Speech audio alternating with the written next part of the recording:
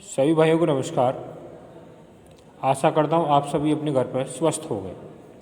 जैसे कि इस समय चल रहा है कोरोना, विद्यालय बंद है, लेकिन विद्यालय द्वारा बच्चों के लिए पढ़ाई को डिस्टर्ब ना हो, ऑनलाइन क्लास या वीडियो कॉल द्वारा व्यवस्था की जा रही है। इसी में आज कक्षा 6A में लेसन नंबर 2 चल रहा है। पहला था शारीरिक शिक्षा 1 था, आज है लेसन नंबर 2 स्वास्थ्य शिक्षा। पहला स्वास्थ्य शिक्षा से क्या है, इसमें आता है कि स्वास्थ्य शिक्षा का अर्थ, स्वास्थ्य का अर्थ क्या है। स्वास्थ्य शब्द अंग्रेजी भाषा में हेल्थ शब्द का हिंदी रूपांतर है। यहाँ हेल्थ शब्द एंग्लो शब्द हेल्थ से बना है। इस हेल्थ शब्द को स्वास्थ्य की दशा के लिए प्रयुक्त जाता है, जिसका अभिप्राय सुरक्षा, निरोगात्मक तथा संरक्षणात्मक के लिए किया जाता है। सामान्य अवस्था का अर्थ स्वास्थ्य दशा में लगाया जाता है, जिसके द्वारा शरीर तथा मस्तिष्क के समस्त सुचारू व्यवस्थित रूप से क्रियाशील पूर्ण संपन्न किए जा सकें। साधारणतः स्वस्थ व्यक्ति शारीरिक रूप से देखने में बहुत आकर्षक, सुडौल व अत्यंत सक्रिय होता है। वह तन मन व सदैव प्रसन्न रहता है, भरपेट भोजन करता है, परिश्रम करता है, तत्पश्चात अपनी गहरी नींद सोता है। वह हष्टपुष्ट होता है। तात्पर्य कह सकते हैं जो व्यक्ति स्वस्थ रहता है, अच्छी प्रकार से खाता पीता है और अपना वर्क भी सही प्रकार से करता है। जब वर्क करेगा सही प्रकार तो उसकी सभी क्रियाएं सही प्रकार से चलती हैं। आप देखते हैं जब हम बीमार हो जाते हैं, हमें रात को नींद नहीं आती, पूरी रात इधर से उधर करवट निकलने जाती है और शरीर में बेचैनी सी बनी रहती है। लेकिन हम स्वस्थ रहते हैं, दिन भर काम करते हैं, खाते भी पीते भी, अच्छा रहता है और रात को गहरी नींद सोते हैं, सुबह हमारी आँखें खुलती हैं। उसी प्रकार आगे चलते हैं कि विश्व स्वास्थ्य संगठन WHO ने स्वास्थ्य के संदर्भ में लिखा है, शरीर के अंगों में लिखा है, शरीर की अंगों को मुक्त दशा स्वास्थ्य नहीं, बल्कि व्यक्ति के स्वास्थ्य में तो उसका संपूर्ण शारीरिक, मानसिक और संवेगात्मक कल्याण निहित है।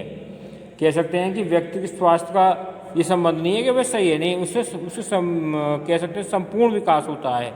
मानसिक भी सब, अगर व्यक्ति सही है, सही प्रकार से खाता पीता भी है, साथ में सही प्रकार से अपने कार्य भी करता है और दूसरों को व्यवहार भी सही करता है। आप देखिए जब बीमार हो जाते हैं तो मन चिड़चिड़ाहट हो जाता है, लेकिन जब व्यक्ति सही रह जाता है तो उस क्रियाकलाप सही प्रकार से चलते रहते हैं। अगला आता है इसमें स्वास्थ्य की परिभाषाएँ। अनेक विद्वानों ने इसकी अनेक परिभाषाएँ दी हैं। उसमें से एक है लाख के अनुसार स्वस्थ व्यक्ति स्वस्थ शरीर में ही रहता है। जो हमारा दिमाग है, जिससे हम पूरा माइंड करते, जो हमारा पूरे शरीर को कंट्रोल करता है, अगर हमारा शरीर सही है तो वो भी सही प्रकार से कार्य करेगा। मेरी बेकर ने स्वास्थ्य कुछ इस प्रकार परिभाषित, स्वास्थ्य भौतिक अवसर, मेकर के अनुसार स्वास्थ्य भौतिक अवस्था न होकर मानसिक अवस्था है। ये नहीं है कि शरीर दिमाग की भी अवस्था मानी जाती है। अगला ऐसा इसमें आता है, अगला चलते हैं इसमें शारीरिक अवस्था कि प्रत्येक व्यक्ति को स्वाभाविक इच्छा होती है कि वह सदैव स्वस्थ रहे। स्वास्थ्य का संबंध शरीर से न होता है तो शरीर का संबंध स्वस्थता से होता है। शरीर के विभिन्न अंगों को नियमित रूप से सफाई करना आवश्यक है, जो कि निम्न है।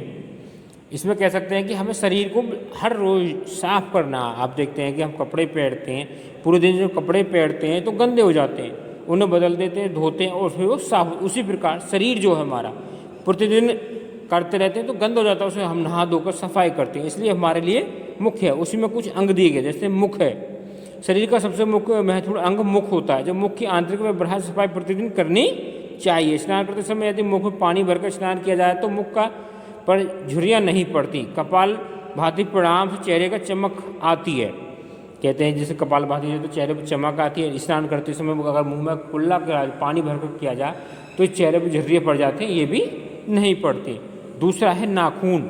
नाखून स्वास्थ्य के सूचक है। यदि नाखून पर सफ़ेद दाग हैं तो शरीर में रोग अवश्य है। नए दाग है, कहते हैं सफ़ेद नाखून पड़ रहे हैं कि भाई शरीर के अंदर कुछ ना कुछ रोग है। अगर नाखून हमारे लाल पड़ जाते हैं तो उनमें कुछ भी रोग नहीं है। अगर अधिक बढ़ जाते हैं तो उसमें कीटाणु भर जाते हैं, मट्टी भर जाती है, इसलिए हमें नाखून काटते रहना चाहिए। तीसरा नंबर है बाल। काले व चमकीले बाल अच्छे स्वास्थ्य की पहचान होती हैं। बालों के ऊपर बल्कि साबुन का प्रयोग नहीं करना चाहिए। सप्ताह में 2 बार बालों को मुल्तानी मिट्टी या अच्छे शैम्पू से धोना चाहिए। नंबर 4 है दांत। स्वस्थ मजबूत दांतों से ही अच्छी स्वादिष्ट व्यंजनों का आनंद लिया जा सकता है। अगर हम अच्छा खाना पीते हैं तो अगर दांत है तो उससे अच्छी प्रकार से हम कर सकते हैं। अगर दांत नहीं है तो हम अच्छी प्रकार से भोजन का स्वाद नहीं ले सकते। पांचवा आता है कान। कान का है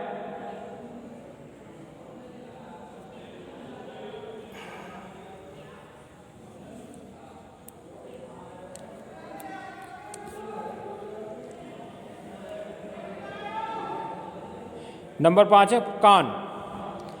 कान को नली एक चिकना पदार्थ होता है। यह पदार्थ मैल नहीं होता, यह तो मैल को अंदर जाने से रोकता है। एकीकृत मैल स्वयं ही प्राकृतिक रूप से बाहर निकलता है। अतः कान के सभी नुकीली वस्तु का प्रयोग न कभी न करना चाहिए। सफाई देते हैं विशेष चिकित्सा की सहायता से की जा सकती है। नंबर 6 है नाक। हमारी नाक की रचना ऐसी होती है कि ऑक्सीजन की पूर्ति करके फेफड़ों तक पहुंचाने का कार्य विद्युत रूप से करती है। नाक के 2 स्वर होते हैं, दाएं स्वर और बाएं स्वर। दाएं स्वर जिसे सूर्य नाड़ी कहते हैं और बाएं इसका कार्य हमारे शरीर के ऊपर ऊर्जा करता है, अर्थात खेलते समय, भोजन करते समय, पढ़ते समय सूर्य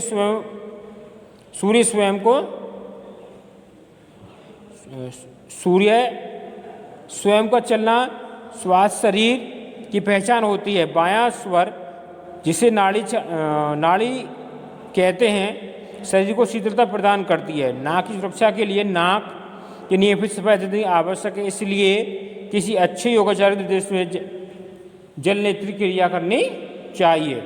7वां आती है आँख। आँख शरीर का एक अभिन्न अंग है।